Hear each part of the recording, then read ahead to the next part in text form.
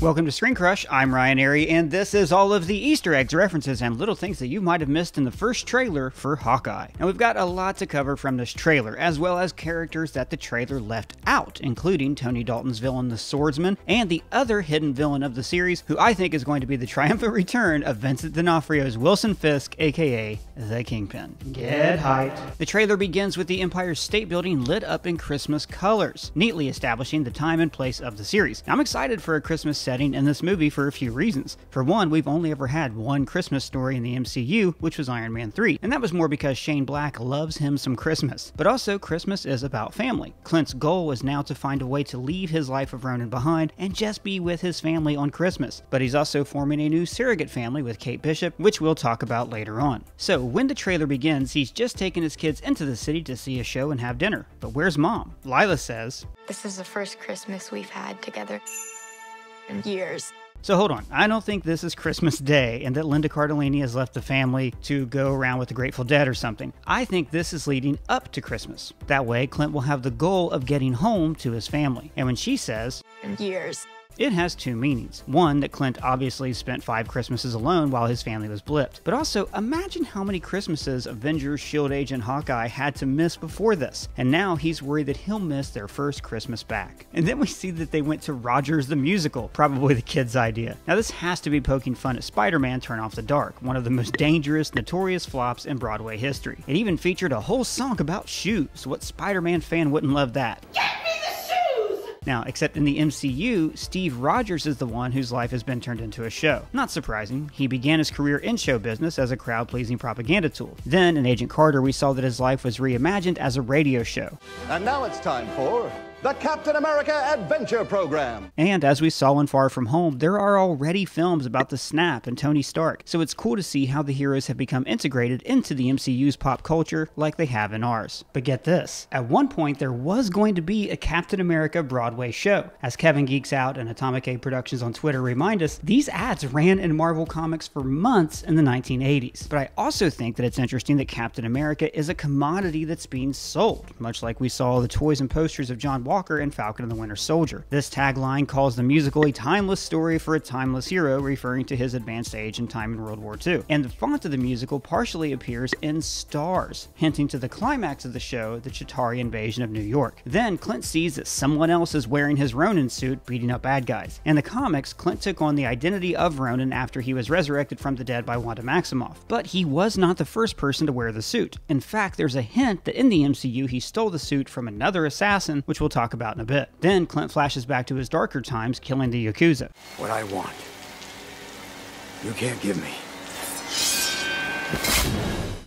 I'll be home for Christmas. Now notice that when he tells the kids that he'll be home for the holidays, he already has an earpiece for communication. Now why is this? I don't think he would ask any of his super friends for help, especially since this all relates to his past as a murderer. I think this takes place after he met Haley Steinfeld's Kate Bishop and they form a partnership. Then we have his custom Marvel logo, this time with a target. Okay, so now let's talk about Kate Bishop, who was formally introduced in this scene. In the comics, Kate is the daughter of a wealthy family who's introduced in the first issue of Young Avengers. During this time, Hawkeye was dead and the Avengers were disbanded, kind of like they are now. Eventually, she and Clint formed a mentor-mentee relationship, even though at times she was way more mature than him, and eventually he passed on the name of Hawkeye to her. Now, most of this is from the brilliant Matt Fraction and David Aja Hawkeye series. It's great. Funny, heartfelt, perfect art. In those books, we see Clint's time between avenging. He buys an apartment building in Bed-Stuy, specifically to protect the tenants from these tracksuit-wearing goons who call everybody bro. And here it looks like Kate Bishop has a grudge against these tracksuit goons as well, and she's wearing the Ronin suit, or a copy of it. One theory is that they killed someone close to her, and since she followed the news about a vigilante killing crime lords, she took on the suit to make them afraid of her and give her an edge. There's even a hint that she might have bought the suit, which we see later in the trailer. So Clint rolls over the van to help her stop the tracksuit guys, and then confronts her. So this is probably just before he sends his family away to keep them safe. He tells her that he made a lot of enemies while wearing the suit. I mean, for years he was basically doing suicide by gangster. Next we see her showing off her archery skills. details using a homemade trick arrow with a tennis ball at the end of a grappling hook. It's funny that she's using trick arrows because she mocked Clint for having them in the comics. She uses this one to ring a bell that accidentally destroys the tower. And I think we'll see a lot of this kind of thing in the show. Lots of very human mistakes, especially as Kate trains. So they're standing next to these flyers, one of which says help on it. Now, it wouldn't surprise me if these were here to help with blip anxiety like the flyers that we saw in Shang-Chi, a way to show that the effects of the snap are still reverberating on an everyday street level. Then there's this overhead shot of Grand Central and the overpass where the Avengers first stood together. Notice that the statue on top is still the first responder statue that we saw in Age of Ultron, replacing the statue of Mercury destroyed in the Chitauri invasion. Then the Tracksuit Mafia throws a Molotov cocktail in the building, which Clint throws right back. Again, they're probably trying to force people out of the building at the behest of their boss. There's a solid chance this could be Tony Dalton's character, the Swordsman. In the comics, he was a carnival worker who actually trained Clint as a child. Later, he became an on-again, off-again hero villain named the Swordsman who, unrelated, was married to Mantis by Immortus, or He Who Remains in the MCU. Comics are weird, and I love them. After watching Tony Dalton chew through scenery in Better Call Saul, I'm really excited to see him play Clint's mentor / adversary in this show. Notice that the building is above a pizza place just like it is in the comics. This is for a very, very, very important reason that I'll get into in a minute. Then we see Clint using his bow to zipline like we saw here in the Avengers. Now this setting is actually at the Christmas tree at 30 Rockefeller Plaza, like a few of the action clips that we see throughout the trailer. Makes sense. I mean, this is the epicenter of Christmas in New York, or actually for all of America. You can't do a Christmas show in the city without it. So this scene where he's just beat to hell and throwing on ice packs, this is why I'm actually most excited for the show. Superhero franchises need human characters, people to show us a mortal perspective, and someone to compare the superpowered people to, like if you put a normal guy in the Olympics. This poster behind him looks like it says Chitauri Dark Galaxy, another film adaptation of the Avengers' lives. So it's likely that this is Kate's place in the Tracksuit Mafia building, and she's an Avengers super fan, and this is why she became a vigilante. So then we see Clint being shot at in a tuxedo. This connects to several other scenes, like he and Kate outside of 30 Rock in formal wear. Remember, she comes from a rich family, so it's likely that she got him into a swanky event. This woman is Eleanor Bishop, Kate's mom, and this could actually be an event that she is hosting. And maybe, just maybe, she's another secret crime lord. So Kate's work as a vigilante is actually her rebelling against her mom. All of this seems to connect to the auction scene that we see in a wine cellar.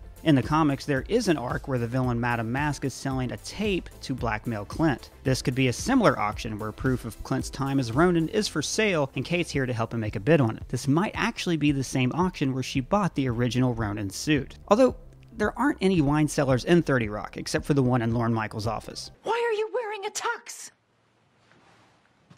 It's after 6. What am I, a farmer? This could also just be some event honoring Clint for being a member of the Avengers and saving the universe, but that's no fun.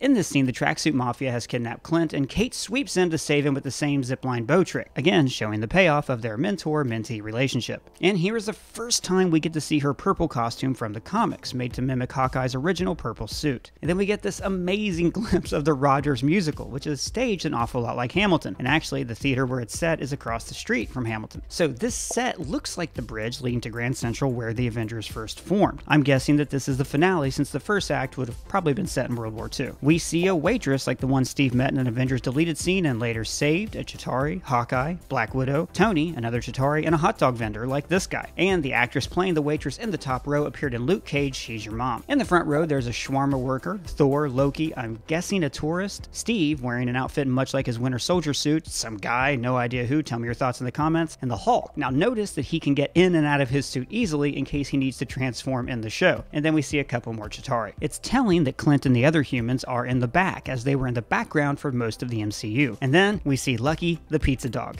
the breakout star from the Matt Fraction series that I mentioned earlier. There was once an entire issue from Lucky's point of view, and it's one of the best instances of visual storytelling that I have ever seen. And then we see what looks like Kate as Ronin and Hawkeye at a Ren Fair, judging by these pennants in the back. I have no idea what's happening here. So this woman bathed in red light is Maya Lopez, aka the hero/villain Echo. In the comics, she was an assassin who was a villain/love interest for Daredevil. She's kind of the inverse of Matt Murdock because she's deaf. And in the Matt at Fraction Comics, Clint also loses his hearing. In fact, multiple people on Twitter pointed out to me that this earpiece is more than likely his hearing aid from the comics. Also in the comics, she was the original Ronin, so it's possible that during Clint's rampage, he first confronted her and then stole her suit. Now, here's another thing. In the comics, Maya was originally trained from childhood by Wilson Fisk, the Kingpin, who we have seen in the MCU, played brilliantly by Vincent D'Onofrio in Daredevil. And remember the Tracksuit Mafia? In the comics, it turned out that they worked for the Kingpin as well. So all the pieces are in place to bring back the Kingpin in this show. Clint's rampage would have pissed off a crime lord like him, and he would be out for revenge.